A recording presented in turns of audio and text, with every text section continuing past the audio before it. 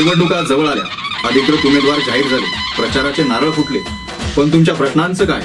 अस्वच्छता, कचरा, वाहतूक कोंडी, अनधिकृत बांधकामे, पीएमपीएलचा अनागोंदी कारभार, मेट्रोची स्वप्न, स्मार्ट सिटी, नदी पात्रातील कचरा, बेरोजगारी, आरोग्याचा प्रश्न, पाणी टंचाई, भ्रष्ट कारभार, झोपडपट्ट्यांचं करायचं काय?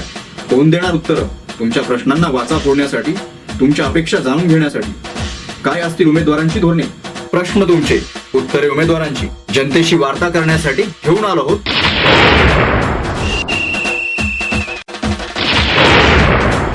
जनता दरबार जनवार्ता न्यूज पुणे.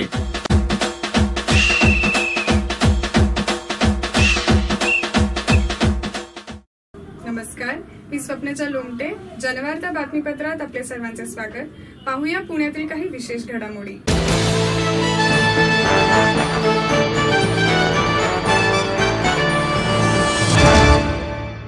प्रेमाच्या महिन्यामध्ये येत्या 24 फेब्रुवारीला प्रेमाय नमः हा चित्रपट सर्वत्र महाराष्ट्र प्रदर्शित होत आहे. प्रेमाच्या महिन्यात प्रदर्शित होणाऱ्या निखळ प्रेम, श्रावणातल्या वाऱ्याचा मंद झुळकेने स्पर्श केल्यानंतर मोहरल्या गुलाबाच्या त्या नाजूक पाकळीची अनुभूती यावी असा प्रेमाय नमः हा चित्रपट येत्या 24 फेब्रुवारीला प्रेक्षकांच्या भेटीस येत आहे. प्रेमाय नमःच्या रूपात एक बहारदार नवी कोरी प्रेमकथा प्रेक्षकांना पाहायला मिळणार आहे. अतिशय निराळी पण मोहक, उत्कट पण शीतल, तीव्र पण नाजूक आणि गंभीर पण मजेशीर अशी ही प्रेमकथा असणार आहे. परंतु या प्रेमकथेचे वैशिष्ट्य म्हणजे उत्कट प्रेम भावना आणि आदर्शवादी संस्कार यांच्या नाजूक कात्रीत सापडलेल्या एका तरुणाची संवेदनशील अशी हिंदी चित्रपटाच्या धर्तीवर आधारित प्रेमकथा आहे. उत्तम चोराडे निर्मित ही प्रेमकथा के शशिकांत यांनी लिहिली आहे. फेब्रुवारी महिना हा प्रेमाचा महिना म्हणून ओळखला जातो, कारण या महिन्यात साजरा होतो तो व्हॅलेंटाईन डे. आणि याच व्हॅलेंटाईन डेचे औचित्य साधून आपल्या प्रेक्षकांच्या भेटीस येत आहे प्रेमाय नमः. आपल्यासोबत आहेत प्रेमाय नमःचे कलाकार. आपण जाणून घेऊया काय आहे प्रेमाय नमःची कन्सेप्ट आणि काय सांगू इच्छितात ते. सर, प्रेमाय नमः हा खरंच व्हॅलेंटाईन डेच्या औचित्य साधून प्रेक्षकांच्या भेटीस येत आहे, काय सांगाल त्याबद्दल? नमस्कार, मी देवेंद्र चौगुले आणि प्रेमाय नमः ही एक आगळीवेगळी अशी प्रेमकथा घेऊन आम्ही तुमच्या भेटीला येतो आहे. प्रेमाय नमः ही एक अतिशय वेगळी अशी प्रेमकहाणी आहे, ज्या प्रेमकहाणीमधून आपण प्रेमासाठी एक वेगळा दृष्टिकोन लोकांसमोर आणतो आहे, ज्याच्यामध्ये प्रेम करताना फक्त प्रियकरण प्रेयसी नाही, तर त्याच्याबरोबरच इतर घटक जे आहेत, आजूबाजूचे घटक, मग ते नातेवाईक असतील किंवा त्याचे प्रियजन असतील, या सगळ्यांचा दृष्टिकोन वेगळा जो आहे तो दाखवण्याच्या दृष्टिकोनातून ही एक वेगळी कथा आम्ही लोकांसमोर आणतोय. मॅम, तुमची भूमिका थोडक्यात आणि प्रेमाय नमःची कन्सेप्ट थोडक्यात सांगा. नमस्कार, मी रुपाली कृष्णराव. प्रेमाय नमः या चित्रपटामध्ये मी प्रीतीची भूमिका साकारते, जी एका कर्नलची मुलगी आहे, जी खूप शिस्तीच्या वातावरणामध्ये लहानाची मोठी झालेली आहे. तिला एक तरुण भेटतो, तो जाम त्रास देतो तिला, पण फायनली ते त्याच्या प्रेमात पडते आणि त्यांची प्रेम कहाणी कशी पुढे जाते याबद्दल ही फिल्म आहे. या फिल्मबद्दल 2 वाक्यांमध्ये सांगायचं तर respecting love but not forgetting your responsibility towards your family and your future. या चित्रपटामध्ये जसं देवेंद्र म्हणाले, खूप सारे एलिमेंट्स आहेत. हैदराबादमध्ये शूट केलं आहे, रामोजी फिल्म सिटीमध्ये आम्ही शूट केलं आहे. तो एक वेगळा अनुभव होता आमच्या सगळ्यांसाठी. त्यानंतर एक अंडर वॉटर सॉन्ग आम्ही पूर्णचे पाण्याखाली शूट केला आहे. तो माझ्यासाठी वेगळा अनुभव होता, कारण मला पोहता येत नाही आणि पण त्यातून मला बरंच काही शिकायला मिळालं. या चित्रपटामध्ये गाणी खूप छान आहेत, त्यांच्या चाली खूप छान आहेत. आता व्हॅलेंटाईन्स डे येतो आहे आणि आमचं प्रेमावरचं जे गीत आहे, टायटल सॉन्ग आहे, ते रिलीज झालं आहे. आणि याबरोबरच ॲक्शन आहे, ड्रामा आहे, इमोशन आहे. म्हणजे you can say total commercial package आम्ही प्रेक्षकांसाठी घेऊन येत आहोत. आणि आमच्या संपूर्ण टीमने, निर्माते, दिग्दर्शक, लेखक, कलाकार आणि संपूर्ण बॅकस्टेज जी टीम आहे, सगळ्यांनी खूप मेहनत केली आहे. सो आम्ही अपेक्षा करतो की 24 फेब्रुवारी रोजी चित्रपटगृहात जाऊन प्रेक्षक हा चित्रपट पाहतील आणि त्याला दाद देतील. नक्कीच तुम्हाला जनवार्ताकडून खूप शुभेच्छा. आणि आमच्याकडून पण जनवार्ताच्या सर्व रसिक प्रेक्षकांना व्हॅलेंटाईन डेच्या हार्दिक हार्दिक शुभेच्छा. धन्यवाद. प्रेमाय नमः हा आगळा वेगळा चित्रपट प्रेमाला मान देऊन पण आपल्या कर्तव्याला जागून प्रेम करणं हा एक आगळा वेगळा चित्रपट पाहण्याची अनुभूती वेगळीच असेल. मला अभि ग्रुप प्रेझेंटर म्हणून लावलेला आहे. काय सांगाल या मूवीबद्दल? अभि ग्रुपनी नेहमीच चांगल्या मूवीला प्रदर्शित करण्यासाठी नेहमीच सहयोग दिलेला आहे आणि आमची जी कंपनी आहे इम्प्रेशन्स एंटरटेनमेंट अँड इव्हेंट या माध्यमातून आम्ही वेगळ्या मूवीला प्रेझेंटर आहोत, पूर्वी पण केलेलं आहे. प्रेमाय नमः ही खूप एक चांगली प्रेमाची कथा आहे. तुम्ही जर बघितलं असेल आत्ता की स्क्रीनिंगमध्ये साऊथ इंडियन, हिंदी आणि मराठी अशा तिन्हीचा एक चांगला संगम करण्याचा प्रयत्न केला आहे. देवेंद्रनी पूर्वी चांगल्या मूवी केल्या. संभा नावाची त्याची जी मूवी आली ती खूप चाललेली आहे. रुपाली कृष्णराव हा एक नवीन चेहरा मराठीच्या दृष्टीने समोर येतो आहे. रुपालीने आधी 3 हिंदी पिक्चरमध्ये काम केलेलं आहे आणि अभि ग्रुप यापुढे पण एक चांगल्या मूवी प्रदर्शित करण्यासाठी नेहमीच पुढे राहणार आहे. आणि जनवार्ताला मी खूप शुभेच्छा देतो या निमित्ताने. आणि हा प्रेमाचा आठवडा आहे, 14 फेब्रुवारी उद्या आहे तर, आणि या प्रेमाच्या आठवड्यामध्ये आम्ही स्क्रीनिंग करतो आहे आणि पुढच्या 24 फेब्रुवारीला ही मूवी लॉन्च होते. तर मला वाटतं आपण आपल्या माध्यमातून ह्या मूवीला जास्तीत जास्त लोकांपर्यंत पोहोचवण्याचा प्रयोग कराल आणि ही मूवी जास्तीत जास्त चालण्यासाठी आपला सगळ्यांचा आशीर्वाद आम्हाला लागेल. धन्यवाद त्या कारणासाठी. थँक्यू.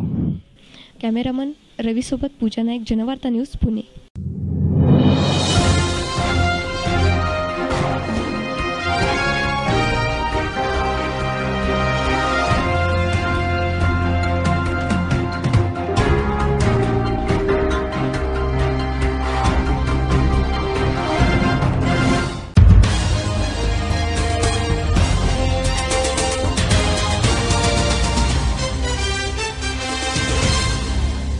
प्रभाग क्रमांक 39 धनकवडी आंबेगाव पठारमधील नागरिकांच्या समस्यांचे निवारण करण्यासाठी जनवार्ता न्यूज तर्फे जनता दरबार या कार्यक्रमाचे आयोजन करण्यात आले. जनवार्ता न्यूज जनता दरबार मध्ये आपल्या सर्वांचं स्वागत. आज आपण प्रभाग क्रमांक 39 धनकवडी मध्ये आलो आहोत. धनकवडी मधील अधिकृत उमेदवार, राष्ट्रवादीचे अधिकृत उमेदवार किशोर धनकवडे आणि अश्विनी भागवत आपल्या बरोबर आहेत. तसेच मनसेचे ऋषी सुता, ज्योती कोंडे आणि चंद्रकांत गोगावले आपल्या बरोबर आहेत. शिवसेनेचे निकिता पवार, तेजश्री भोसले आणि सुनील खेडेकर आपल्या बरोबर उपस्थित आहेत. जनतेच्या प्रश्नांना उत्तरे देण्यासाठी सज्ज झालेले आहेत. प्रश्न जनतेची, उत्तर उमेदवारांची अशी प्रश्न उत्तरांचं पर्व आपण चालू केलेलं आहे. तर आपण त्यांच्याकडनं जाणून घेऊया की यंदाच्या महानगरपालिका निवडणुकीसाठी त्यांचे काय व्हिजन आहे. विशाल तांबे राष्ट्रवादीचे गेल्या 5 वर्षामध्ये या प्रभागातून स्टँडिंग नगरसेवक होते. आपण त्यांच्याकडनं जाणून घेऊयात की गेल्या 5 वर्षामध्ये कशा पद्धतीचा प्रभागाचा विकास झाला आणि आता महानगरपालिका निवडणुकीसाठी काय व्हिजन त्यांनी ठेवले. नमस्कार. गेल्या 5 वर्षामध्ये प्रभागाच्या विविध समस्या ज्या होत्या सर्वांगीण विकासाच्या दृष्टीने त्या निश्चितपणे सोडवण्यामध्ये राष्ट्रवादी काँग्रेस पार्टीने एक मोलाचं काम केलं, ज्याच्यामध्ये प्रामुख्याने वाहतुकीची समस्या सोडवण्यासाठी खऱ्या अर्थाने उभारलेला सद्गुरू शंकर महाराज गणपूल असेल, हा रस्ता जो आहे कानिकनाथ चौक ते PICT कॉलेज या रस्त्याचं रुंदीकरण असेल, त्याचबरोबर नुकतंच ज्याचं बहुउद्देशीय भवन लोकनेते शरदचंद्र पवार बहुउद्देशीय भवन यामध्ये भाजी मंडई, ज्येष्ठांसाठी विरंगुळा केंद्र. शिवसेनेचे अनिल बटाने आपल्या बरोबर आहेत. अधिकृत उमेदवार येत्या महानगरपालिका निवडणुकीमध्ये जाहीर झालेले आहेत. प्रत्येक पक्षाचे महानगरपालिकांची रणधुमाळी सुरू झाली आहे. प्रत्येक पक्षाचे प्रचार सुरू झालेले आहेत. अधिकृत उमेदवार आपल्या बरोबर आहेत. आपण त्यांच्याकडनं जाणून घेऊयात की काय येत्या महानगरपालिका निवडणुकीसाठी त्यांचं व्हिजन आहे. आताच राष्ट्रवादी काँग्रेसच्या उमेदवारांनी सांगितलं की कचऱ्याचा प्रश्न कंटेनरमुक्त केलेला आहे. आपण जर पठार आणि गावठ्यांच्या भागाला गेलं तर आज पण रस्त्यावर कचऱ्याचे ढीग साचलेले असतात. तर त्याच्याप्रमाणे बाकीच्या दृष्टीने सुद्धा विकास करायचं म्हणून तेवढं झालेलं नाही आहे. या ठिकाणी राष्ट्रवादी काँग्रेसला आणि भाजपलाही सत्ता मिळाली. गेले 15-20 वर्ष सत्तेत होते, पण अनेक ठिकाणी क्रीडा संकुलं झाली, अनेक ठिकाणी उद्यानं झाली, मैदानं झाली, पण धनकवडीत एकही क्रीडा संकुल या ठिकाणी बांधले गेले नाही. मनसेचे आपल्या गोगावले साहेब आहेत आपल्या बरोबर. त्यांना आपण विचारूया की का उद्यानं झाली नाहीत गेल्या, काय सांगतात. जसं राष्ट्रवादीच्या उमेदवारांनी सांगितलंय की या भागामध्ये अशा सोयी सुख सुविधा केलेल्या आहेत, पण जर जनतेला विचारलं, समोर जनता बसलेली आहे की या प्रभागामध्ये काहीच सुविधा झालेल्या नाहीयेत असं म्हटलं तरी वावगं ठरणार नाही. कारण स्थायी समिती अध्यक्ष असताना तुम्ही जर धनकवडीसाठी निधी आणू शकत नसाल तर नंतर यापुढे तुम्ही मत मागण्यासाठी सुद्धा तसं तुम्हाला अधिकार राहत नाही. तुमच्या हातामध्ये पुण्याचा कारभार होता. ताई, जेव्हा असं म्हटलं गेलं की राष्ट्रवादीने कामं केली नाही प्रभागामध्ये, त्यावेळेस तुम्ही हसला का? कारण का मी हसले, कारण का या जनतेला विचारा, आपण आता जिथे आहोत आनंदनगरमध्ये आहोत, त्या आनंदनगरच्या पब्लिकला विचारा राष्ट्रवादीने काय कामं केली आहेत आणि काय केली नाही. ज्या दिवसांमध्ये सगळ्या प्रभागामध्ये एक दिवस आड पाणी होतं, तिथे धनकवडीमध्ये रोज पाणी आपल्याला मिळत होतं. आणि ह्यासाठी सगळी जनता तुम्हाला ओरडून ओरडून सांगेन की राष्ट्रवादीने किती विकास केलाय आपल्या प्रभागामध्ये. विकासाची धोरणं राष्ट्रवादीकडनं ऐकतोय आपण. आता शिवसेनेचे उमेदवार आपल्या बरोबर आहेत, आपण त्यांच्याकडनंही जाणून घेऊया येत्या महानगरपालिका निवडणुकीसाठी काय ध्येय आहेत, काय विजन आहेत त्यांच्यासमोर. या प्रभागामध्ये नुसते रस्ते, लाईट, पाणी आणि ड्रेनेज म्हणजे विकास नाहीये की ज्या आरक्षित प्लॉटवर म्हणजे थोडक्यात आपण जे कर रुपी टॅक्स भरतो महापालिकेला, त्या टॅक्समध्ये पुणेकरांना ज्या सुविधा मिळतात त्या धनकवडीकरांना मिळालेल्या नाहीये. आणि धनकवडीकरांना जर गार्डनमध्ये जायचं असेल, भाजी मंडईसाठी जायचं असेल किंवा स्विमिंग टँक असेल, या सगळ्या गोष्टी जाण्यासाठी पुणे शहरामध्ये जावं लागतं. त्या अत्यावश्यक ज्या गोष्टी आहेत त्या धनकवडीकरांना मिळालेल्या नाहीयेत. आणि धनकवडी शिवसेनेचं व्हिजन हेच आहे की आम्ही फक्त आरक्षित प्लॉट ताब्यात घेणार आणि त्या सगळ्या सुविधा करणार. याचा आम्ही 100% प्रयत्न करू. मागच्या वेळेस राष्ट्रवादीच्या विरोधात लढणारे आज राष्ट्रवादीचं गोड गुण गात आहे. त्यापेक्षा वेगळं मी काही सांगू शकत नाही. आणि खरोखरच भाऊंनी सांगितल्यानुसार गेली 15 वर्ष आम्ही या लोकांना सत्ता दिली आहे. तर या भागात नाही उद्यानं नाही आहेत, क्रीडांगण नाही आहेत, लहान मुलांना खेळण्यासाठी बाग बगीचे नाही आहेत. हे चित्र कुठेतरी बदललं पाहिजे. राष्ट्रवादीचे मान्यवर जे आपल्याला आता बोलतात सध्या ऐकू येते की नाट्यगृह उभारणार आहेत, नाट्यशाळा बांधणार आहेत. मी तर हे म्हणेन की पालिकेच्या शाळेत ज्या गरीब घरातील मुलं शिक्षण घेतात त्या शाळेवर पत्र्याचं शेड आहे, तर ही नाटकं नंतर करा, आधी ती शाळा व्यवस्थित उभारा. उपशहर असून सुद्धा तिथं काहीच डेव्हलपमेंट झालेली नाही आज तागायत. आता आपण जर इथून धनकवडी पासून पठारावरती जर जायला लागलो तर ड्रेनेज मध्ये रस्ता ड्रेनेज आहे हेच कळत नाही. ही व्यथा माझ्या धनकवडीची. राहिली गोष्ट भाजी मार्केट, ते भाजी मार्केट 50 ठिकाणी बसवलं, 50 ठिकाणचं उचललं. मला म्हणायचं तुम्ही लोकांना भूल थापा देणं पण बंद करा. जनता आता जागृत झालीये, त्याचा रिझल्ट 21 तारखेला देईल. राष्ट्रवादीचे नगरसेवक आता फार पटपट कामं सांगितली. सगळ्यात महत्वाचं जे पवार साहेबांच्या नावाने उघडलंय ते चालू केले म्हणले ना, मग का नाही चालू केलं? अर्धवट असताना उद्घाटन का केलं? म्हणजे मतासाठी तुम्ही एवढे लाचार होता. तुमचं जर चालू असेल ना तर उद्घाटन करा ना. राष्ट्रवादीच्या अधिकृत उमेदवार श्रद्धा परांडे आपल्या बरोबर आहेत, त्यांच्याकडनं पण जाणून की ड्रेनेजची कामं झाली नाही आहेत असं बाकीच्या पक्षांचं, म्हणजे नागरिकांचं हेच म्हणणं आहे की ड्रेनेजची कामं झालेली नाही गेल्या 5 वर्षात. आपल्या इथे भाजी मंडईचा अगदी खूप मोठा प्रश्न आहे की त्यामुळे होणारी वाहतूक कोंडी मेन गावठाणामध्ये, की लेडीजला भाजी सुद्धा घेत नाही, भाजी घेता येत नाही, गाड्या चालवणाऱ्यांना गाड्या चालवता येत नाही. त्याच्यामुळे खूपच मोठा प्रश्न आहे तो. दुसरा प्रश्न, महानगरपालिकेची शाळा, ज्या गोरगरिबांची मुले, उद्याचं भविष्य घडवणारी मुले ज्या शाळेत शिकतात, आज आमच्या गावामध्ये ती शाळा नाहीये. ते माझं पहिलं विजन असणार आहे की मुलांना, उद्याचे भवितव्य घडवणाऱ्या मुलांसाठी शाळा बांधायचं. मी खरं तर बऱ्याच वेळेला सर्व उमेदवारांचं ऐकतोय. सन्माननीय शिवसेनेचे उमेदवार सुनीलभाऊ खेडेकरांनी एक उद्यानाचा मुद्दा या ठिकाणी मांडला. भाऊंना कदाचित माहिती नसेल म्हणून फक्त एक गोष्ट सांगतो. इथं अनिल भटाने देखील आहे. त्या उद्यानाच्या आरक्षणाचा ज्यावेळेस मुद्दा समोर आलता त्यावेळेस शिवसेनेने सुद्धा या उद्यानाचं आरक्षण मंजूर व्हावं यासाठी पाठिंबा दिला होता. पहिली गोष्ट बोलतो ना, हा प्लॉट हा आर झोनचा प्लॉट आहे. 1972 साली हा प्लॉट लेआउट रद्द झालेला आहे. त्यांचं म्हणणं आपण पूर्ण ऐकून घेऊ, मग आपण तुम्हाला पण हायकोर्टाने याच्याबाबत महानगरपालिकेने निर्णय घ्यावं आणि त्याच्याबाबत केस झाली. तर अनेक चैतन्यगरची देखील किंवा अनेक परिसरातली मंडळी आहेत, जवळपास 5000 लोकांनी त्यावेळेस हे उद्यानाचं इथं आरक्षण मंजूर आणि इथं उद्यान व्हावं असं लेखी महानगरपालिकेचं म्हणणं मांडलं होतं. आणि जनरल बॉडीनं, महानगरपालिकेच्या जनरल बॉडीनं त्याचा तसा ठराव मंजूर केला आणि हा प्रस्ताव आता राज्य सरकारकडे प्रलंबित. दुसरा मुद्दा यांनी असा मांडला की या रस्त्याची काय रुंदीकरणाची गरज नव्हती.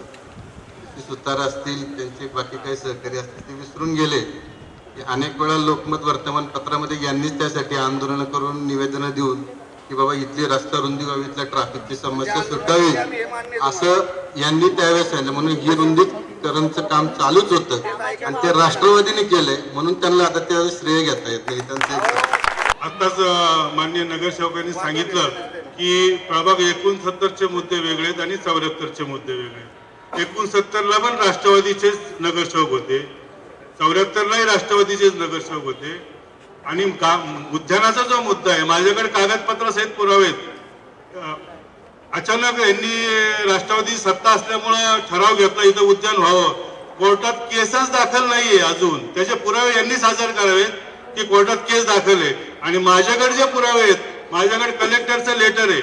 आयुक्तांनी कलेक्टरला मागणी केली चैतन्यनगरच्या बाबतीत की वस्तुस्थिती काय आहे. कलेक्टरनी स्पष्ट लेखी उत्तर दिलेलं आहे. ते आम्ही ते कागदपत्र आमच्या चैतन्यनगरच्या कचेरीत बघायला ठेवलेले आहेत. प्रत्येक नागरिकाला हक्क आहे की ते कागदपत्र बघून हे खोटे कसे आहेत हे सिद्ध आम्ही करू शकतो. आणि हे खोटं बोलून गेल्या 10 वर्ष तुम्हाला जर उद्यान करायचं होतं, तुमच्या 2007च्या जाहीरनाम्यामध्ये सुद्धा तुम्ही उद्यान दाखवले, 12च्या जाहीरनाम्यामध्ये पण उद्यान दाखवले आणि 17च्या जाहीरनाम्यामध्ये उद्यान दाखवले. परवाच्या पेपरला यांनी नाट्यगृह चैतन्यनगरला बांधू म्हणून सांगितलंय. म्हणजे आता 10 वर्ष तुम्ही गार्डन करतो म्हणून सांगितलंय, आता चैतन्यनगरला नाट्यगृह करू म्हणून सांगितलंय. पण मी अगदी शंकर महाराजांना स्मरून सांगतो की ती जागा वैयक्तिक त्याच्यात 6 गुंठे माझी जागा आहे. मी ती जागा खेळाच्या मैदानासाठी महानगरपालिकेला देणार आहे आणि माझ्या सहीशिवाय त्या जागेचं काळी सुद्धा हलत नाही. राष्ट्रवादीचे अधिकृत उमेदवार किशोर धनकवडे आपल्या बरोबर आहेत. धनकवडे साहेब, राष्ट्रवादीवरती आरोपावर आरोप केले जाते, प्रभागाचा विकास झालेला नाहीये गेल्या 5 वर्ष. तांबे साहेब 5 वर्ष प्रभागात नगरसेवक होते, तर काय सांगाल तुम्ही? राष्ट्रवादीचे आता तुम्ही अधिकृत उमेदवार आहात. या ठिकाणी आपण लोकांनाच विचारू शकतो की प्रभागाचा विकास झालाय का नाही. त्यांचं म्हणणं आहे विकास झाला, आमचं म्हणणं आहे विकास झालाच नाही. कारण त्यांचा विकास त्यांनी अशा एरियामध्ये केलेला आहे, अशा भागामध्ये केलेला आहे की तिथं गरजच नव्हती. आपण उमेदवारांचं ऐकलेलं आहे. उमेदवारांचं काय म्हणणं आहे, त्यांचं येत्या महानगरपालिका निवडणुकीसाठी काय विजन आहे, विकास कशा पद्धतीने करायचा हेही त्यांनी ठरवलेलं आहे. आपण आता मतदारांकडनं जाणून घेऊयात की त्यांच्या काय अपेक्षा आहे या उमेदवारांकडे. उमेदवारांनी कामे केली आहेत विकासाची, परंतु काही म्हणतात की विकासाची कामे झालीच नाहीत. आपल्या सोबत साक्षीला जनता आहे, नागरिक आहेत. आपण त्यांच्याकडून जाणून घ्यावं त्यांच्या अपेक्षित कामे पूर्ण झाली आहेत का आणि आगामी निवडणुकीत त्यांना काय अपेक्षा आहे, काय सांगाल? माझं सगळ्या उमेदवारांना हे म्हणणं आहे की अजूनही आपण रस्ते, लाईट, पाणी या मूलभूत गरजांवरच बोलतोय. जो पूर्ण विकास जो व्हायला पाहिजे नाही, आता कुणी मत मांडत नाहीये. विकास म्हणजे फक्त रस्ते, लाईट, पाणी ते सुद्धा 15-15 वर्ष सत्तेत असताना विकासाचं एक तुमच्याकडे विजन काय आहे, पूर्ण विकास, सर्वांगीण विकासाचं विजन काय आहे नागरिकांचं, याचं आता कुठल्याही उमेदवारांनी व्यवस्थित सांगितलेलं नाहीये. हे त्यांनी इथे व्यवस्थित सांगावं. सर्वांगीण विकास झालेला नाही असं उमेदवार मतदारांचं म्हणणं आहे, तर काय सांगाल? आपण 5 वर्ष तुम्ही सत्तेमध्ये होता प्रभागातनं, काय सांगा? सुरुवात तुमच्याकडनं करू. प्रभागात मूलभूत सोयीसुविधा निश्चितपणे राष्ट्रवादी काँग्रेस पार्टीने उभ्या केल्या. त्याचबरोबर वाहतुकीच्या समस्येवर मोठ्या प्रमाणात काम केलं, आरोग्य सुविधेवर काम केलंय, कचऱ्याच्या प्रश्नावर काम केलंय आणि बहुउद्देशीय भवनसारखी एक चांगली संकल्पना समोर आली. विजनच्या बाबतीत तुम्ही विचाराल तर नुकतंच आम्ही काल एक आमचा वचननामा 20 कलमी तुमच्या समोर आणला आणि त्याच्यामध्ये सर्वात पहिलं जर वाक्य कुठलं आमचं असेल तर ई लर्निंग स्कूलच्या बाबत आम्ही त्याच्यामध्ये वचननामा दिला आहे, ई गव्हर्नन्सच्या बाबतीत आम्ही त्याच्यामध्ये लिहिले. त्याचबरोबर या संपूर्ण परिसरासाठी एक चांगलं महानगरपालिकेचं सुसज्ज हॉस्पिटल असावं. नाट्यगृहाच्या बाबतीत देखील या ठिकाणी मी संकल्पना मांडली. आमचं विजन जे असणार आहे प्रामुख्याने व्यायामशाळा करणे, क्रीडा संकुलं उभा करणे, उद्यानं उभा करणे, मैदानं उभं करणे, त्याचबरोबर महिलांसाठी काही वृद्धांसाठी विरंगुळा केंद्र उभं करणे. मनसेच्या उमेदवारांना पण आपण विचारूया काय विजन आहे येत्या महानगरपालिका निवडणूक झाल्यानंतर प्रभागासाठी काय काम करणार? सर्वप्रथम महिला गृहोद्योग उभा करणं. दुसरी गोष्ट की आजचा लहान मुलांची जी आहे व्हॉट्सअप आणि फेसबुकमध्ये अडकली, त्यामधून जर बाहेर काढायचं असेल तर मला असं वाटतं की आपल्या इथं आरक्षित ग्राउंड आहे, क्रीडा संकुलन जे आहे, जमिनी म्हणजे छोटं संकुलन बनवायचं जिथं शासकीय प्रशिक्षण असेल, तो प्रशिक्षक त्या मुलांना पूर्ण डेव्हलपमेंट आणि संगोपन जे काय आहे तो त्यांच्या मार्फत होणार. त्या क्रीडा नर्सरीमधून होणार. तिथं एक प्रकारचं ते मैदान फक्त न करता, मुलांना ग्राउंड न करता, त्यांच्यावरती प्रॉपर मेहनत घेऊन कबड्डी किंवा इतर जे खेळ आहेत ह्याच्यावरती जास्त जोर देणार. आणखीन एक जेनेरिक मेडिकल टाकण्याचा आमचा हे आहे की आता स्वस्त दरामध्ये जनतेला औषधं मिळावीत म्हणून एक जेनेरिक मेडिकल असावं आपल्या भागात, असं आम्हाला वाटतं. नमस्कार, मला महिला उमेदवारांना खरं म्हणजे हा प्रश्न विचारायचा आहे. आपण महिला सक्षमीकरण असं म्हणतो. महिला सक्षमीकरण हे मला वाटतं मागच्या 15-20 वर्षापासून हा शब्द आपण ऐकत आलेलो आहे आणि तशी प्रचिती म्हणून आता उमेदवार म्हणून आपण 2 पुरुष आणि 2 महिला ठेवलेल्या आहेत. तर पुरुषांकडनं तर ते काम कार्य त्यांचे जो एफर्ट्स आहेत ते दिसत आहेत. तर मला महिलांकडनं जाणून घ्यायचे की तुमचे एफर्ट्स काय असणार आहे नगरसेविका म्हणून आणि तुमच्या क्षमता काय असणार आहेत त्या आम्हाला नागरिकांना जर कळल्या तर आम्हाला सोपं होईल. ॲज अ वुमन म्हणून आम्हालाही या गोष्टी कळल्या पाहिजे की नगरसेविकेचं कार्य काय असणार आहे. नगरसेविका म्हणून महिला उमेदवारांना हा प्रश्न आहे की नगरसेविका म्हणून काय कार्यक्षम कामं तुम्ही करणार आहेत. आपण शिवसेनेच्या महिला उमेदवार आपल्या बरोबर आहेत, आपण त्यांच्याकडनं जाणून घेऊया की कशा पद्धतीनं तुम्ही कार्य करणार आहात. महिलांसाठी खरोखरच हा सक्षमीकरणाचा गेल्या 15 वर्षापासून प्रश्न प्रलंबित आहे.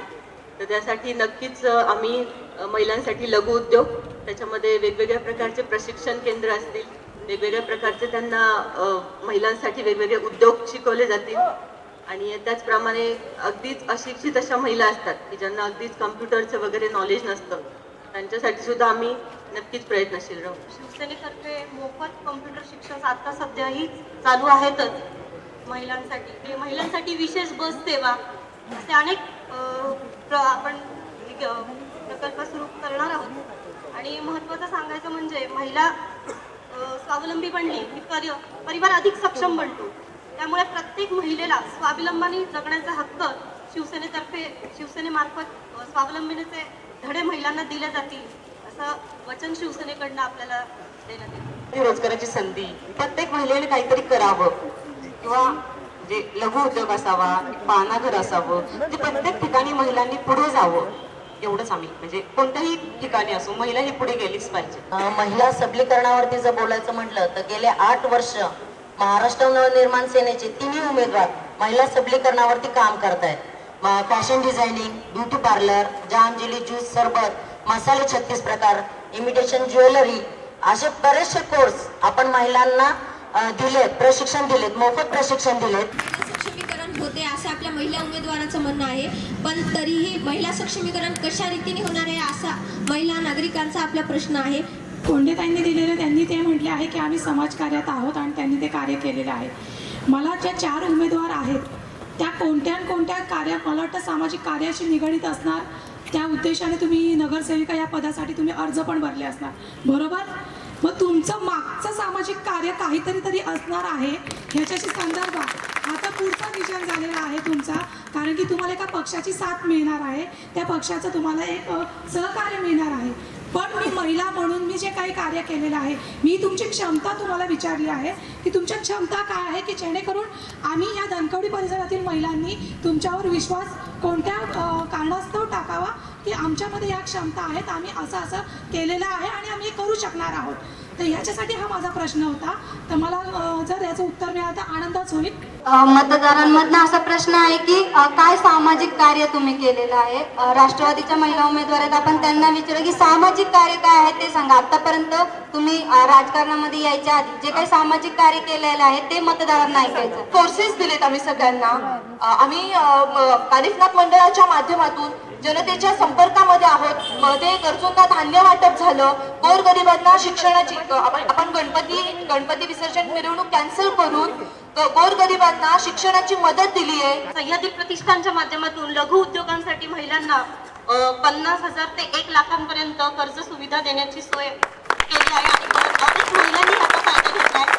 आतापर्यंत 500 ते 600 मेंबर्सनी याचा फायदा घेतलेला आहे. मी कुठल्याही मंडळाच्या म्हणजे माझ्या नवऱ्याचं कुठलंही मंडळ नाही किंवा माझ्या नवऱ्याची बायको म्हणून मी उभी राहिली नाही. मी स्वतः कुठलेही काम करायला सक्षम आहे. त्यामुळे मी आज जे काय आहे म्हणजे जनतेने एखादा प्रश्न आणला तर ती बाई तिच्या नवऱ्याला सांगणार, नंतर ती करणार. म्हणजे त्या कामाला किती वेळ लागणार माझ्यावरती तो अपवाद आहे. माझ्याकडे आलेले काम मी स्वतः करणार. जय हिंद. मला वर बसलेल्या सगळ्या महिलांना विचारायचं की शासनाची एक तरी सुविधा तुम्हाला माहित आहे का, आणि असेल आणि ती तुम्ही कुठल्या कुठल्या पार केल्यात हे फक्त एक उत्तर द्या की तुम्हाला कुठल्या सुविधा माहित आहे. तुम्ही प्रत्येक वेळेस म्हणता बचत गट मसाले, आणि या मसाल्याला घेऊन करायचे का, हा सगळा मसाला चालेल. हा जो सगळा हा मसाला चालेल. हे उठू घालू नका. महिलांवर होणारा अत्याचारात तुम्ही कधी भाग घेतलाय का, कशात तुम्ही भाग घेतलाय, कुठली योजना तुम्हाला माहित आहे की त्यांनी एक करून दाखवली की हा बाबा मी ही योजना पार केली, तर आम्हाला तुम्ही सांगा. नाही त्या फालतू उत्तर तुमचे आम्हाला देऊ नका. काय सांगा, मी ह्यावरती एक सांगेल की हे म्हणतात ना मसाले, निदान महाराष्ट्र नवनिर्माण सेनेच्या उमेदवारांनी मसाल्याचा कोर्स दिला, त्यातून उद्योग उभा राहिला, हे त्यातून विजन महिलांनी घेतलंय. दुसरी गोष्ट ते म्हणतात ना की योजना काय माहितीये, राजीव गांधी योजना, नंतर महिला सक्षमीकरण, महिला गृहोद्योग, ह्याच्यावरती जी सबसिडी आहे नागरवस्ती विकास योजनेमार्फत आम्ही महिलांना दिल्यात. आता प्रत्येक पक्षाचे उमेदवार जे जे सांगतायत की आम्ही खूप कार्य केलं पुण्या सिटीमध्ये, खरं तर आंतरराष्ट्रीय शहर व्हायला पाहिजे. आतापर्यंत पुणे सगळ्यात फास्टेस्ट ग्रोईंग सिटी म्हणतो आपण. सगळ्यांना माहिती आहे, सगळ्या नागरिकांना माहिती आहे प्रश्न काय आहेत. कुठल्याही सोयी सुविधा आपल्याला चांगल्या पद्धतीने पुरवल्या गेल्या नाही मागच्या 10-15 वर्षामध्ये. आणि मागच्या निवडणुकीमध्ये 2012ची जी निवडणूक झाली त्या निवडणुकीमध्ये मला वाटतं वेगवेगळ्या पक्षांना विश्वास टाकण्याच्या दृष्टीने पर्याय उपलब्ध करून देण्याचा लोकांनी प्रयत्न केला. माझा आपल्या वेगवेगळ्या पक्षाच्या उमेदवारांना डायरेक्ट प्रश्न आहे, तुम्ही पक्षीय वैद्य महाराष्ट्र नवनिर्माण सेना राजसाहेबांनी मागच्या वेळी म्हटलं की मला एक हाती सत्ता द्या किंवा ऍटलीस्ट जास्तीत जास्त मला तुम्ही सीट निवडून द्या, मी तुमच्यासाठी काहीतरी करेल. महाराष्ट्र मनसेला मागच्या निवडणुकीमध्ये पुणेकरांनी भरभरून मतं दिली, 29 सीट मनसेच्या निवडून आल्या. आणि मागच्या 5 वर्षांचा जो कार्यकाळ आपण बघितला तर मागच्या 5 वर्षामध्ये मनसेच्या नगरसेवकांनी राष्ट्रवादी काँग्रेस आणि काँग्रेसला सक्त सपोर्ट करण्याचं काम केलं. तर यासाठी आता फ्युचरमध्ये आपण जे पुढे म्हणतो की आम्हाला पण एक हाती सत्ता द्या, आता पुढे जाऊन जो आता जास्तीची सीट मिळाली तर तुम्ही कसे भरोसा देताय की लोकांनी जो विश्वास मागच्या वेळी दाखवला तो ऍटलीस्ट यावेळी तुटणार नाही. सगळ्यात महत्वाचं असं की विकास केला नाही तर जाता जाता थोडंसं कातरला चक्कर मारून जा. विकास काय असतो तुम्हाला तिथं 1 कोटी रुपये आता पुरस्कार मिळालाय कचऱ्याच्या संदर्भात, तो पण महानगरपालिकेत चेक करा. थोडस पलीकडे गेले ना तर आमचे कैलास दांगडे त्यांचंही काम पहा, राहतो विषय राष्ट्रवादीचा, किशोर शिंदेचं काम पहा, रुपाली पाटलांचं काम पहा. तुम्हाला डायरेक्ट नावं सांगतो, राहतो विषय राष्ट्रवादी काँग्रेसचा. पहिली गोष्ट या पक्षाकडे स्वतःचे उमेदवार नाहीयेत, त्यामुळे हे कधी विकास करू शकत नाही. 15 वर्ष झालं हे भक्त घोटाळ्यामध्ये अडकलेत. आणि बीजेपीला मी म्हणलं त्यांना तोंडच नाही, त्यामुळे ते आले नाही. दुसरी गोष्ट राजसाहेबांनी विजन मांडले ब्लूप्रिंटचं. पहिला महाराष्ट्राचा पक्ष असा आहे की त्या नेत्यांनी ब्लूप्रिंट सादर केली ती तुम्ही दुर्लक्ष करू नका. आणि आम्ही कधी कुठली युतीसाठी कोणाला मागे पुढे नाही केलेलं, त्यामुळे आम्हाला सत्ता मिळाली तर आम्ही कामच करणार. आम्ही आज सत्तेत, उद्या सत्तेच्या बाहेर, नंतर परत एकत्र, असं आम्हाला कधी जमत नाही. साहेबांनी आम्हाला ते शिकवलं पण नाही. त्यामुळे एकदा आम्हाला सत्ता द्या. आमचं विजन हे की लोकांची स्वप्न पूर्ण करणं, आमची विजन लादणी नाही, ते सांगते का समस्या सोडवणं. तर हाच विश्वास टाकून ऍक्च्युली आपण थोडंसं जास्त नाशिकला सगळ्यात जास्त तुम्हाला मतं आली. आजच्या घडीला बघाल नाशिकमध्ये 40 पैकी 30 नगरसेवक पार्टी सोडून गेले. 30 नगरसेवक फक्त महानगरसेवक राहिले पार्टीमध्ये. आता यांचा विषय असा आहे, राष्ट्रवादीचे छगन भुजबळ जेलमध्ये गेले, त्याचं काय करायचं. उज्ज्वल केसकरचे खोटे नोटं सापडल्यात आता बीजेपीच्या, त्याचं काय करायचं. तुम्ही ठरवून माणसाला काय टार्गेट करताय. जर गेले ना, ऐका ना, नगरसेवक गेले किंवा लोक गेले हा त्यांचा वैयक्तिक विषय, तो सगळे फायद्यासाठी गेले असतील, पण आलते आमच्या राजसाहेबांच्या जीवावरच ना. आता येते महानगरपालिका त्यांना त्यांची जागा दाखवेल. नागरिकांना आणि सर्वांना ती की सर्वांनी हेच पहा, आज सुद्धा कोणत्या पक्षामध्ये निष्ठावंत कार्यकर्ते, कोणत्या पक्षाने निष्ठावंत कार्यकर्त्यांना तिकीट दिली. उगाच आले गेले म्हणून तिकीट भेटली म्हणून निवडणूक लढवल्यात तर ते दुसरीकडे जाणारच, तो विषय नाहीये. जो काम करतो त्याला संधी द्या, एवढीच आमचं म्हणणं आहे. दुसरं सोडून आहे, आज बीजेपीचे आलेले आहेत बरोबर फिरतात. शिवसेनेसाठी माझा एक प्रश्न आहे, शिवसेना आणि बीजेपी आता मागचे बरेच वर्ष सत्तेमध्ये आहे. महानगरपालिकेमध्ये मुंबईच्या, राज्यामध्ये पण आपण सत्तेमध्ये आहात. लोक खरंच कन्फ्युज आहेत ऍक्च्युअली बरेचसे नागरिक की शिवसेना सत्तेत राहते आणि विरोधकाचं काम करते. की तुम्हाला आता निवडून दिलं लोकांनी राज्यसभेमध्ये, पण आता यापुढे जाऊन पण जेव्हा शिवसेनेला संधी दिली आणि समजा तुम्ही परत बीजेपी बरोबर गेलो तर तुम्ही विरोधी पार्टीत असणार आहे की सत्तेत असणार आहात? शिवसेनेची भूमिका नेहमी स्पष्ट असते. भाजपने शिवसेना महाराष्ट्रामध्ये जिवंत होती, भाजप नव्हती. हाताला धरून भाजप मोठं झालेलं आहे आणि त्यांची जी धोरणं आहेत ही शिवसेना संपवायची धोरणं आहेत. म्हणून उद्धव साहेबांनी आता युती महाराष्ट्रभर तोडलेली आहे. पुढच्या काळात आपण जो प्रश्न विचारला की युती होईल का नाही होईल, सत्तेसाठी राष्ट्रवादी कुणाकुणाच्या मागे पळाली हे तुम्हाला चांगलं माहिती आहे. त्याच्यामुळे सत्तेत त्या ठिकाणी आल्यानंतर नागरिकांना परत निवडणुका नको म्हणून प्रत्येक जण युतीच्या माध्यमातून सत्तेत जातच असतो. पण शिवसेनेची जी धोरणं आहेत, उद्धव साहेबांची जी धोरणं आहेत, ती धोरणं सोडून नगरसेवक हलणार नाही एवढ्याच या ठिकाणी आम्ही सांगतो.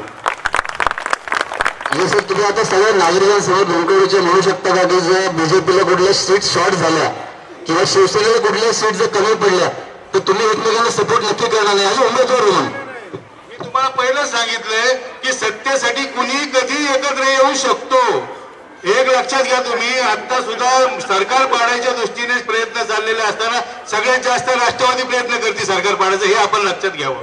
आणि आपल्याला हे मुद्दाम सांगतो की सगळी फेरी करायची असेल तर ती राष्ट्रवादी करते आणि खापर मात्र शिवसेनेवर फोडलं जाईल, हे लक्षात घ्या. आपण बघतोय की नेहमी जी शब्दांची जी फिरवाफिरवी केली जाते की आता सर म्हटलं की उद्धव साहेबांनी सांगितलं की आता युती करणारच नाही, पण युती झाली जर नाही झाली पण सत्तेमध्ये तुम्ही आले नाहीत. तुम्ही चुकीचं मांडू नका. परत मी तुम्हाला मांडू युती करणार नाही हे सांगितलं. पुढे सत्तेत गेल्यानंतर युती होईल. आताही सत्तेत युती आहे ना, तोडली आहे का? त्यामुळे मी तुम्हाला परत एकदा सांगतो की पूर्ण बहुमत कुठल्याही पक्षाला मिळू शकत नाही. उद्या राष्ट्रवादीची शिवसेनेची पण युती करतील असं वस्तुस्थिती. त्यामुळे कुणावर तुम्ही युतीच्या पुढच्या प्रश्नावर आरोप करू नका. कुणाची युती कुणाबरोबर होईल हे आज कुणी कुठलाही पक्ष सांगू शकत नाही, हे तुम्ही लक्षात ठेवा. आज पत्रकार म्हणून आम्ही कोणावरच आरोप करत नाही. आम्ही फक्त नागरिकांच्या मनातले प्रश्न जे आहेत, जे खटखटणारे प्रश्न आहेत आम्ही मांडण्याचा प्रयत्न करतो की मला एक राष्ट्रवादीला एक शेवटचा प्रश्न आहे. एक मिनिट, एक पक्षाला दोघांना डायरेक्ट प्रश्न विचारला मला राष्ट्रवादी त्यांना मला प्रश्न विचारायचा आहे की आता तांबेकरांनी आता आपल्याला सांगितलं की खूपच छान विकास झालेला आहे धनकवडी. सुरुवातीला खूप चांगला मुद्दा मांडला की असा विकास कुठेच झालेला नाही असतो. तुम्हाला सर्व सुख संपन्न असा विचार तुम्ही केलेला आहात, पण नागरिकांचं आत्ताच्या त्याच्याप्रमाणे तसं वाटत नाही. आणि आज तुमच्या समोर शिवसेनेचा एक तगडा आव्हान आहे, मनसे खूप जोरात आहे. तर आता या पुढे तुम्हाला किती विश्वास वाटतो की अँटी इन्कम्बन्सी फॅक्टर जो धनकवडीमध्ये आता हे जाणवतोय त्याचा आपल्याला किती फटका बसू शकतो किंवा आपल्याला त्याच्यातनं काय साध्य करायचं आहे? कुठल्याही स्वरूपाची अँटी इन्कम्बन्सी नाहीये हे पहिलं सांगतो. यांच्याकडे कुठलेही मुद्दे नाही. मी जे काय म्हणता सगळ्यांनी विकासाच्या विरुद्ध ही सर्व शक्ती लढते. इथला प्रत्येक मुद्दा तुम्ही जो जो घेतला तो शेवटी येऊन जोडायचा राष्ट्रवादी. यांनी म्हटलं भुजबळाला, भुजबळाच्या अटकेचा काय संबंध आहे? सर सांगतात की विकायला पण एवढं नक्की आहे की जिथं पिकतं तिथंच विकायला पाहिजे पण विकले जात नाही सर, हे पण तेवढं सत्य. आपण नागरिकांचे एवढा प्रश्न घेऊयात आणि मगाशी सोनालीला सांगितलं फक्त महिला उमेदवारांना तुम्ही टार्गेट करू नका कारण त्यांचं प्रिपरेशन चालू आहे बऱ्याचशा जणी. आपण पहिल्यांदा मला वाटतं सगळ्या महिला उमेदवारांसाठी खरं टाळ्या वाजायला पाहिजे की ज्या पद्धतीने त्यांना फ्युचरमध्ये जाऊन आपल्यासाठी कार्य करायला घराच्या बाहेर पडल्यात. मला वाटलं महिला शक्ती यापुढे खरंच चांगलं काम करू शकते. तर मला वाटतं पहिल्यांदा आपल्या महिला उमेदवारांना आमच्या जनवार्तातर्फे सगळ्यांना शुभेच्छा देतो. आपण खूप चांगलं काम करतोय आणि आपण जनतेमध्ये आता घेऊयात ऍक्च्युअली. आणि फक्त महिला उमेदवार नको सर. मला दोन प्रश्न विचारायचे, एक विशाल भाऊंना आणि सुनील भाऊंना. विशाल भाऊंनी आता सांगितलं की दैवदेश्वर प्रकल्पाचं कम्प्लिशन सर्टिफिकेट मिळालेलं आहे, त्याचं उद्घाटनही झालेलं आहे. असं आहे त्यांनी तिथे फरशी कापण्याचं काम का चालू आहे, तिथे बाजूवाले काय बसत नाही. पहिला प्रश्न. दुसरा प्रश्न असा आहे, शिवसेनेमध्ये आज जे उमेदवार आहेत एक महिन्यापूर्वी ते सर्वजण राष्ट्रवादीसाठी काम करत होते. शिवसेनेमध्ये एकाही निष्ठावंताला तिकीट मिळालेलं नाही, तर असं का आहे? यांनी सांगितलं की शिवसेनेमध्ये एकाही निष्ठावंताला तिकीट मिळालं नाही. अनिल बाटाणे जे ओबीसी गटात नाहीत हे पूर्वीपासून शिवसेनेकडे आहेत. दुसरी गोष्ट, पुण्यातनं एकमेव अनिल पाटील हा कार्यकर्ता आहे की बाळासाहेब ठाकरेंना भेटायला पुणे ते मुंबई चालत गेलेला शिवसैनिक आहे. त्यांनी जे म्हटलं की तिथं मंडई का सुरू झाली नाही, त्यांना कदाचित महानगरपालिकेची प्रक्रिया थोडी माहिती नसेल. 3 जानेवारीला त्याचं उद्घाटन झालं आणि हे प्रकल्पाचं काम हे भवन विभागामार्फत होत असतं. त्याच्यानंतर त्याचं हस्तांतरण हे मंडई विभागाकडे केलं जातं आणि मंडई विभागाकडून मंडईसाठी अलॉटमेंट केली जाते. मला वाटतं की 3 जानेवारी नंतर लगेच 5-6 दिवसात आचारसंहिता लागलेली आहे आणि त्याच्यामुळे ती प्रक्रिया आता मंडई विभाग निवडणुकीच्या नंतर पूर्ण करेल. अजूनही तिथे जे काम चालू आहे त्याच्यावरती तुम्ही उत्तर दिलेलं नाहीये. अजूनही पेंटिंगचं काम आणि बाहेरून प्लास्टरचं काम पूर्णपणे अपूर्ण आहे. तर आपण बोलूयात, कारण खूप लोकांना नागरिकांचे प्रश्न आहेत. एक मिनिट, टेबला घालून पाहिले सरपंच आणि कम्प्लिशन सर्टिफिकेट घ्यायचं, याला कम्प्लिशन सर्टिफिकेट म्हणायचं का? अशा पद्धतीचा खोटा विकास अख्ख्या प्रभागामध्ये झालेला आहे, दाखवायचं एक आणि वस्तुस्थिती दुसरी आहे. मी स्पष्ट सांगतो, तुम्ही माझ्यापेक्षा बोलले तेव्हा तुम्हाला लवकर कळेल की ग्राउंड फ्लोअरचं पार्किंग, मंडई, फर्स्ट फ्लोअरचं अप्पर रॅम्प आणि पहिल्या मजल्यावरचं पोलीस स्टेशन आणि विरंगुळा केंद्र या 4ही मजल्यांचं महानगरपालिकेने कम्प्लिशन दिलेलं आहे. या ठिकाणी बहुउद्देशीय कार्यालयाच्या बाबतीत मी सांगतो, मी स्वतः बांधकाम व्यावसायिक आहे. आपण ज्यावेळेस घर बांधतो, बांधकाम करतो, त्यावेळेस त्याचं संपूर्ण काम झाल्याशिवाय महानगरपालिका सामान्य नागरिकाला कम्प्लिशन देत नाही. आता इथं तुम्हाला उद्घाटनासाठी कम्प्लिशन, आता फरशा कापायचं काम चाललंय. कोणाला जर सांगितलं, एक सामान्य नागरिकाला जरी सांगितलं तरी हे पटण्यासारखं आहे. दुसरी गोष्ट, तुम्हाला 10 वर्ष तुम्ही नगरसेवक आहात, तुम्ही 5 वर्ष तुम्हाला स्टँडिंग कमिटी चेअरमन आता ह्या वर्षी मिळालं होतं. तुम्ही हे काम 6 महिने अगोदर पूर्ण करा ना, युद्ध पातळीवर त्यावेळेस पूर्ण करा. निवडणुकीच्या तोंडावरच काम करायची जी पद्धत धनकवडीमध्ये रुजवली ती विनोद तात्या यांनी 2002 साली रुजवली. महाराष्ट्रातल्या सगळ्या नागरिकांना माहिती आहे, निवडणूक आली की पहिल्या 1 महिन्यामध्ये सगळ्या वेगवेगळ्या उद्घाटनाची कामं होतात. त्याला कुठल्याच पक्षीय राजकारण त्याला कारणीभूत आहे आणि सगळेच पक्ष द्यायला लागतात. मुंबईमध्ये सर शिवसेना हेच करते. मागच्या पूर्ण महिन्यामध्ये 5 वर्ष जे झालं, मागच्या महिन्यामध्ये 300 पेक्षा जास्त उद्घाटन झाले. मनसेने नाशिकमध्ये जो धडाकेला उद्घाटनाचा त्यांना चित्रपट सेनेच्या कलावंतांना तिथे दाखवायला न्यावं लागलं की आमच्याकडे प्रचार करा. आणि राष्ट्रवादी समोर हेच आरोप होते. सर्व पक्षांना ऍक्च्युअली अशा पद्धतीने आरोप घ्यावे लागतात. पण मला एक मिनिट, मी येतो सर तुमच्याकडे येतो. नाही चुकीचं मांडत नाही सर, मी कुठल्या पत्राला चुकीचं मांडत नाही. नागरिक सगळे बघतात, सगळे चॅनलवर हे सगळं, आणि मी कुठल्या पक्षाच्या विरोधात बोलत नाही. आपण आपल्या आता मी त्यांना तो प्रश्न विचारला, कारण आता सरांनी काय तो वेगळा मुद्दा मांडला की टेबला खालून वगैरे काय होतं माहित नाही एक्झॅक्टली काय होतं टेबला खालला, पण काहीतरी होतं.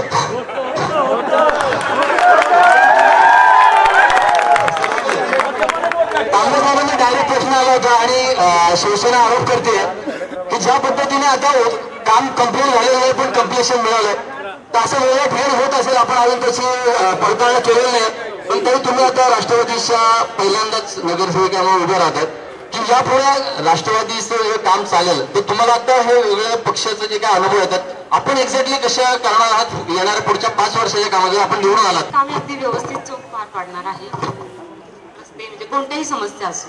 आता मला या ठिकाणी पहिल्यांदा संधी मिळते आणि ह्या संधीचं मी नक्कीच सोनं करून दाखवणार आहे. 100% विकास करणार म्हणजे करणार. सर आपण मग पहिल्यांदाच उभे राहतो मनसेतर्फे. जर आपण आता निवडून येणार आहात तर काय एक्झॅक्टली आपला आता विजनचा एक प्रश्न मॅडमने विचारला, तो नागरिकांना क्लिअर नाही झालं की एक्झॅक्टली विजन काय आपलं स्वतःचं आणि पार्टीचं विजन, दोन्ही विजन आम्हाला जरा सांगा सुद्धा आम्हाला कळेल की काय एक्झॅक्टली करणार आहात. ताईंनी मसाल्याचा बरोबर खूप चांगल्या पद्धतीने सांगितलं, आपण काय करणार आहात? सगळ्यात महत्वाचं रस्ते, पाणी हे तर होणार, कारण की तुम्ही टॅक्स भरता, लक्षात घ्या, हे तुमच्या हक्काचं आहे. याच्या पलीकडं महिलांना किती रोजगार मिळतील, मुलांना किती नोकऱ्या मिळतील. आतापर्यंत ज्यांना सत्ता मिळाली ना त्यांनी लोकांमधली स्वतःची दरी वाढवत नेली आर्थिकदृष्ट्या.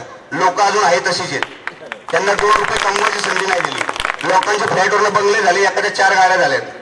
आणि तुम्ही जे मग अशी म्हणाले ना की बिल्डर यांच्या प्रॉपर्टी काढा, आमच्या काढा, बिल्डर आम्हीत का ते तुम्हाला कळेल तिथं. तर मनसेचं विजन एवढंच आहे की लोकांना रोजगार मिळणं, महिलांना काम मिळणं, याच्या पलीकडे जाऊन स्विमिंग पूल म्हणा, बॅडमिंटन हॉल म्हणा, खेळण्यासाठी गार्डन म्हणा, या गोष्टी 4 वर्षामध्ये करणं आणि 5 वर्ष फक्त तुमच्या पुढे काम मानणं, राष्ट्रवादी सरकार मतासाठी लाचार न होणं, अर्धवट कामं घेऊन मी धनकवडी भागासाठी देत आहोत.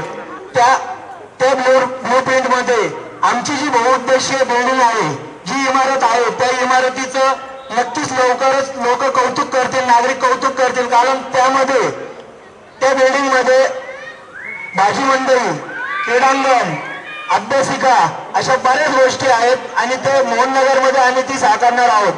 त्यानंतर दुसरी गोष्ट आहे की आपल्या भागामध्ये मोफत ट्रान्सपोर्ट सिस्टीम, की ज्या बसेस वगैरे रस्ता छोटा असल्यामुळे बस धनकवडी बस स्टॉपला येते, ती बस तशी सरळ अंडरगाव पाटावरती का जात नाही याचा अजून कोणीच विचार केला नाही. यांना 15 वर्षात जमलं नाही, त्यांना 10 वर्षात जमलं नाही.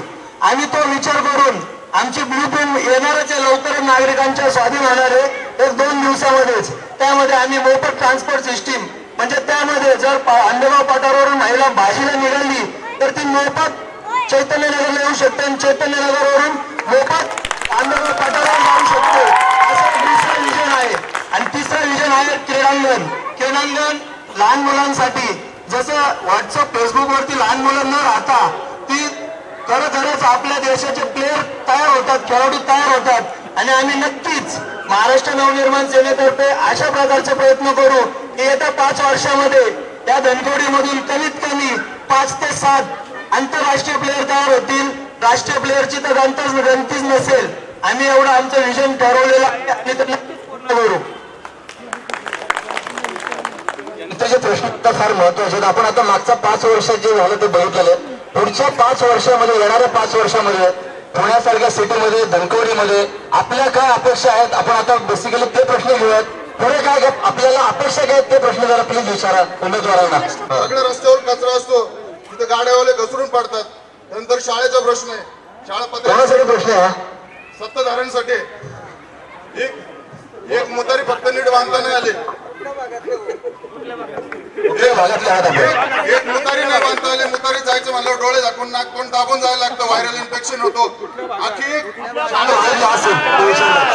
कुठलाही पत्रकार, जनवार्ता कुठल्याही एका पक्षाच्या साईडने कधीच नसतं. सगळ्यांना डायरेक्ट प्रश्न नागरिकांसमोर विचारले मी, कोणी सांगून देईल.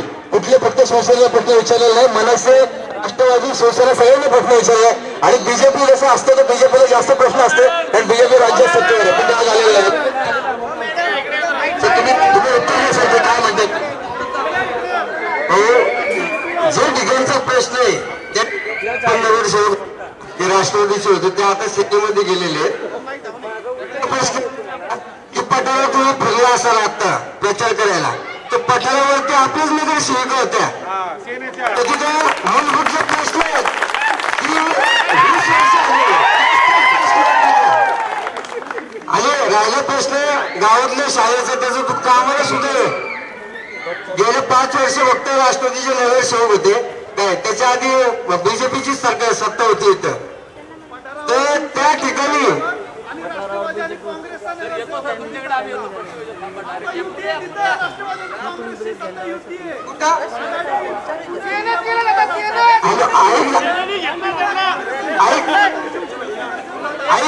ते बीजेपीत गेले.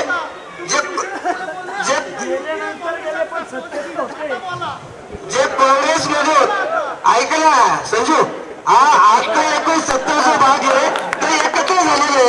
या ठिकाणी राष्ट्रवादीची सत्ता आहे, त्या ठिकाणी बीजेपी आणि राष्ट्रवादीचे एक नगरसेवक होता, वरती काँग्रेस आणि सेना होती. उद्धव पाटावरती तुम्ही त्यावेळेस प्रश्न उठायला पाहिजे होते. आज तुम्ही तिथे राहता. मी तुम्ही त्यांचा प्रश्न असाल तुम्ही करणार का? तुम्ही आता तुम्ही करणार का? आम्ही नक्कीच करणार. उपस्थितीमध्ये प्रत्येकाने प्रश्न मांडले. माईक मला बोलू द्या. भाऊंनी प्रश्न मांडला की राष्ट्रवादी भाऊंनी मोठी केली. मी म्हणतो त्यांनी मोठी केली म्हणून 2 नगरसेवक त्यांचे कार्यकर्ते झाले, पण भाऊंना होता आलं नाही. पहिला प्रश्न भाऊंचे. आणि विकासाची गोष्ट सांगतात इथं विकास यांना हे समजत नाही. आम्ही इथं बसलेलं सगळं वार्ड क्रमांक 69चे आहोत आणि 74 मध्ये चांगला विकास झालेला आहे, एकदम चांगला. आणि ते आता बोलत होते मनसेचे जे चंदूभाऊ आहेत ते राहतात आंबेगाव पाटगाव, तिथं नगरसेविका ज्या आहेत थोरवेत आहेत आणि तिथं विकास झाला नाही. इथं टार्गेट फक्त भाजप नाही, आता भाजपच्या तोंड कागे केले त्यांनी, आता येऊ शकत नाही. आणि जे आता प्रश्न विचारत होते इथं शौचालय नाही, हे नाही, ते नाही, फक्त त्यांनी आता गाड्या काढायच्या आणि चौघ्या हत्तर फिरून दाखवायचं. फोटो काम चालू असताना फोटो काढू नये, काम झाल्यानंतर विकासाचा फोटो दिसतो. विकास झालाय हे जे आता बोलतात, मी आज सांगतो तुम्हाला 5 वर्षात एवढा विकास होईल की हे सगळे आमच्या सोबत असतील. शेवटचे फक्त आपण 3 प्रश्न घेतोय, शेवटचे 3 प्रश्न. आणि ज्येष्ठ नागरिकांनी शेवटचे 2 प्रश्न ज्येष्ठ नागरिकांसाठी असणार आहेत. त्या ठिकाणी सुनील भाऊंनी या भागामध्ये 2 नगरसेवक घडवलेले आहेत, हे आपल्या पूर्ण धनकोडी भागाला मान्यच करावं लागेल. एक प्रश्न विचारला मला सत्ताधाऱ्यांना की धनकवडीमध्ये मोहननगर सर्वे नंबर 34 यामध्ये असलेला दारू अड्डा गेले 30 ते 35 वर्षापासून राजरोसपणे आजही चालू आहे आणि आमच्या माता भगिनींना त्याचा अजूनही त्रास होत आहे. तो नक्की कोणाच्या आशीर्वादाने चालू आहे याचं उत्तर द्या. पण मी लोकांच्या सोयीसाठी त्याचं क्लॅरिफिकेशन घेतलं पहिलं. म्हणजे तुम्ही जे म्हटलं कोणाच्या आशीर्वादाने, ते मला वाटतं तुम्हीच सांगितलं 69 मध्ये कोणाच्या आशीर्वादाने तो सांगून टाका, उलट बरं होईल ना तुम्हीच तिथले पुढारी आहात, तुम्ही सत्तेमध्ये आहात सेने आता भाजप बरोबर, तुम्ही सांगायला उलट लोकांना आता तरी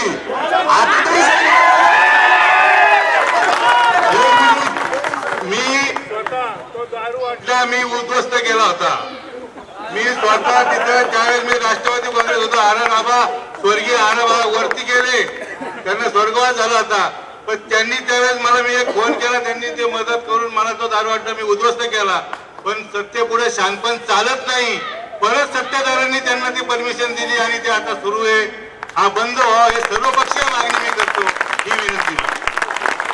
ज्येष्ठ नागरिकांसाठी आपण 2 प्रश्न घेऊयात. सुंदर पुणे, स्वच्छ पुणे, सुंदर धनकवडी, स्वच्छ धनकवडी. स्त्री पुरुष प्रसारण गृह जर पाहिली तर संपूर्ण एरियामध्ये 2 आहेत. त्यातला धनकवडीतला तर आदर्श आहे, त्याचा फोटो काढून जगभर पाठवावा. एक दुसरी गोष्ट, हा प्रभागाशी संबंधित पण शेजारचा प्रश्न आहे.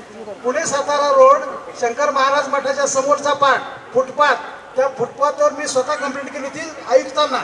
इथल्या कोणीही आमदार बिमदार ऐकण्याच्या मनस्थितीत नाहीत. 3 लाख रुपये हप्ता तिथून जातो असं मला नंतर पोलिसांनी सांगितलं. पोलीस ऑफिसरला गाठायला गेलं तर पोलीस ऑफिसर पळून गेला आणि ह्या पाठपुरावा मी 15 दिवस केला होता. आज त्याचं उत्तर इथल्या स्थानिक जे कोणी समोर नगरसेवक शिवसेना, राष्ट्रवादी, BJP तर ते येणारच नाहीत, त्यांनी काही केलेलं नाही. तर ह्या दृष्टीने हप्ता देतं कोण? ते पदपद मोकळे कधी होणार? सातारा रोड नॅशनल हायवेचा पार्ट येतो.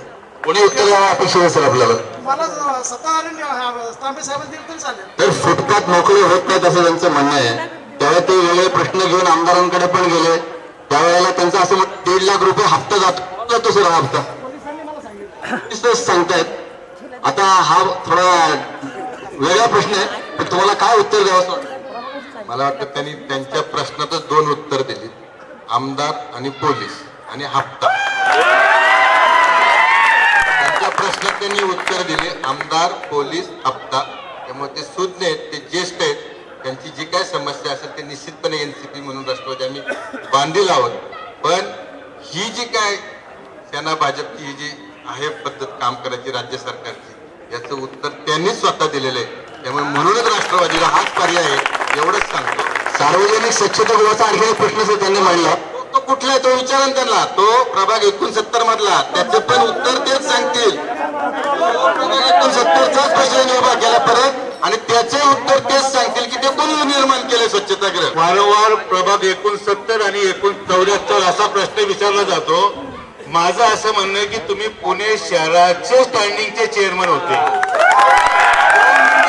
प्रभाग 69च्या मुतारीचं काम आम्ही करणार नाही असं जर म्हणत असतील तर साफ चुकीचं आहे. कारण तुम्ही पुणे शहराचे जबाबदार पदाधिकारी होते, स्टँडिंग कमिटीचे पुणे शहराचे चेअरमन होते. मुतारी साफ करण्यापुरते तरी पैसे तुम्ही द्यायचे होते. त्यांनी आता विषय छेडला चेअरमनशिपचा, तर त्यांना सगळे उत्तर आज देऊन टाकतो. स्वारगेटचा उड्डाण पूल हा माझ्या चेअरमनशिपच्या काळात झाला. येणाऱ्या 5 वर्षामध्ये धनकवडीचा विकास चांगल्या पद्धतीने झाला पाहिजे. याच्यामध्ये सार्वजनिक स्वच्छतागृह असतील, रस्ते असतील, फुटपाथ मोकळे झालेले असतील, बायांना किंवा आपल्या स्त्रियांना चांगल्या पद्धतीने तिचा मान मिळेल, त्यांचा छेडखोडी काढली जाणार, असे विविध प्रश्न आहेत. मला आता फक्त शेवटचा 5 मिनिटं बोलायला आपलं राहिलं. आपल्या उभे राहिलेल्या प्रत्येक जो काही आपला कॅन्डिडेट आहे त्याला मी शेवटचा प्रश्न विचारतोय, ते येणाऱ्या 5 वर्षामध्ये 1 मिनिटामध्ये त्यांनी सांगावं की ते काय करणार आहेत. त्यांनी सुरुवात करून आपल्या बसले.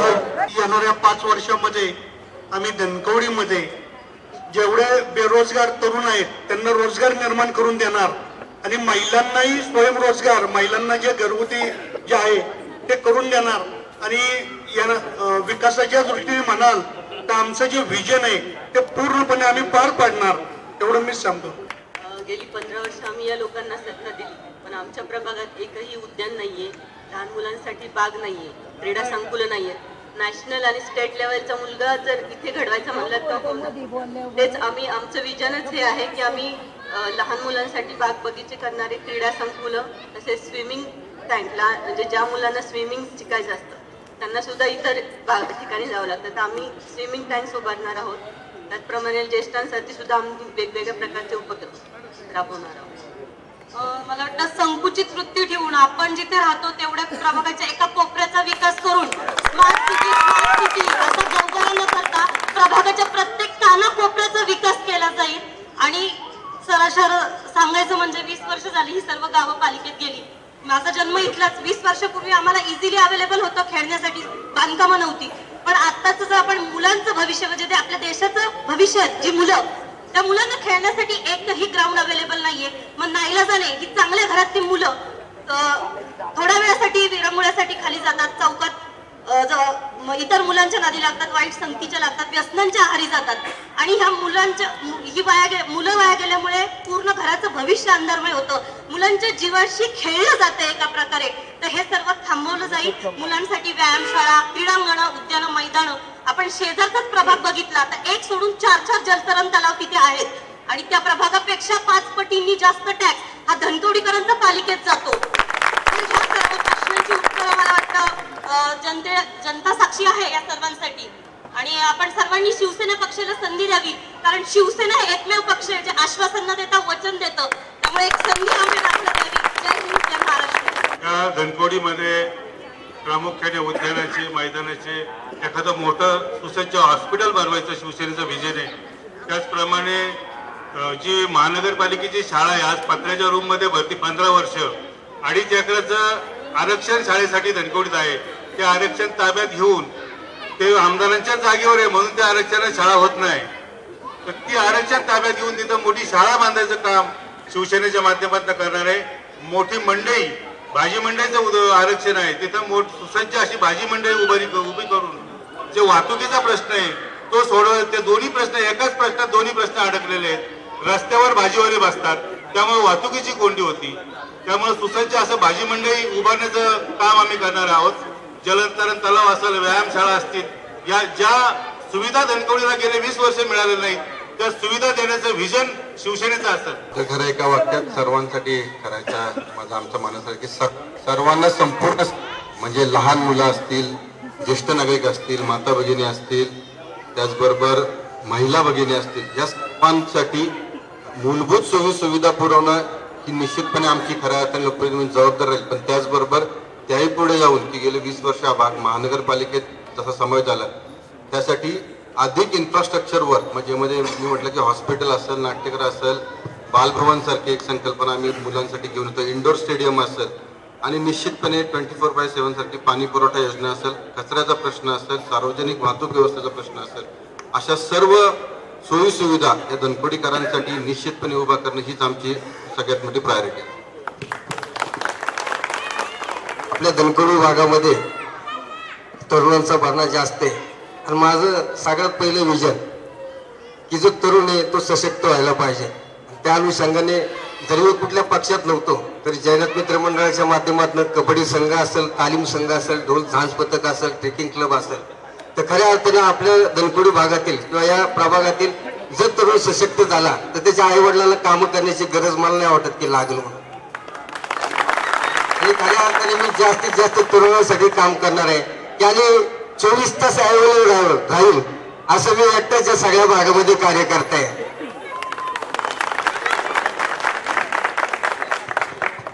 तरुणांना नोकरीची संधी निर्माण करून देऊ, महिलांना सक्षम करू, अजून आपल्या प्रभागामध्ये उद्यान, क्रीडांगण, स्विमिंग पूल असे नवनवीन प्रकल्प काढून आणि ते पूर्ण करून दाखवू.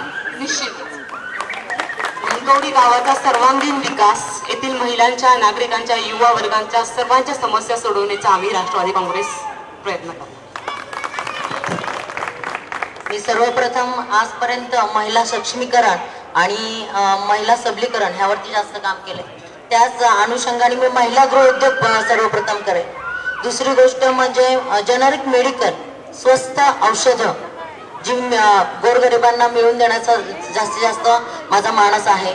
आणि ज्या सरकारी योजना आहेत ज्या जनतेपर्यंत पोहोचत नाहीत त्या सगळ्या योजना मी जनतेपर्यंत पोहोचवण्याचा पूर्ण प्रयत्न आजवर केला आणि इथून पुढेही करत राहणार. आणि दुसरी गोष्ट मी क्रीडा नर्सरी करण्याचा माझा मानस आहे. सगळ्यात महत्वाचं आमचं विजन गुरुवारी पत्रकामार्फत तुमच्याकडे येईल. त्याच्यामध्ये आम्ही सगळे प्रकल्प दाखवलेले.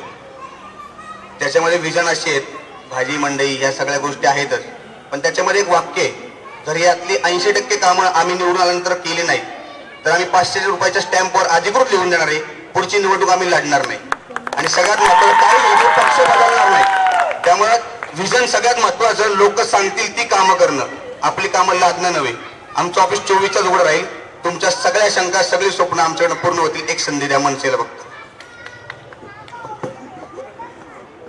धनकवडी प्रभागामध्ये भरपूर आरक्षणाच्या जागा ज्या दिसल्या नाही यांना, राष्ट्रवादीला दिसल्या नाही, भाजपला दिसल्या नाही, त्या सर्व आरक्षित जागा त्या काही ना काही ज्या आरक्षणाने त्या पडलेल्या, जे आरक्षण त्याच्यावर पडलेलं आहे ते प्रकल्प तिथे उभे झालेले असतील.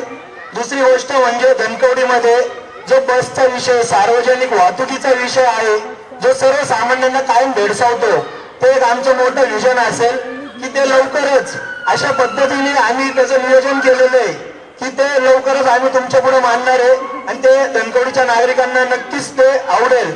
आणि दुसरी गोष्ट म्हणजे ऋषी भाऊंनी जसं सांगितलं तसं आमच्या तिघांच्या ऑफिसेस ही 24 तास नागरिकांसाठी खुली असतील. तुम्हाला एखादी सही जर घ्यायची असेल तर तुम्हाला तुमच्या कामाचा खाडा न करता तुम्ही रात्री 11 वाजता जरी आमच्या घरी आलात तरी तुम्हाला शिफारस पत्र, बऱ्याच गोष्टी असतात की किरकोळ 1-2 सह्यांसाठी तुम्हाला दांडी किंवा खाडा करावा लागतो, तो करावा लागणार नाही. आमचं पूर्ण म्हणजे आमचा 24 तास वेळ हा फक्त सर्वसामान्यांसाठी असेल. आणि आमचं एक ब्रीद वाक्यच आहे, प्रस्थापितांविरुद्ध सर्वसामान्यांचा लढा. आम्ही सर्वसामान्य कुटुंबातलेच आहोत आणि आम्हाला सर्वसामान्य कुटुंबाची चांगली जाण आहे. आम्ही नक्कीच सर्वसामान्यांचे प्रश्न चांगल्या रीतीने सोडवू शकतो अशी आम्हाला खात्री आहे. एवढंच सांगतो. जय हिंद, जय महाराष्ट्र. धन्यवाद. 21 तारीख आता जवळ आलेली आहे. 8-10 दिवसात इलेक्शन आहे. पुण्याच्या प्रत्येक प्रभागामध्ये जनवार्ता, जनतेचे प्रश्न घेऊन समोर आलेले आहेत. आणि याबरोबर जनवार्ता जनता दरबारमध्ये इथेच थांबल्या आणि नागरिकांचे प्रश्न, उमेदवारांची उत्तरही झालेली आहेत. उमेदवारांनी दिलेली उत्तरही नागरिकांना मिळालेली आहेत. नागरिकांचे प्रश्न कशा पद्धतीने सुटणार हेही आपण पाहिलेले आहे. नमस्कार.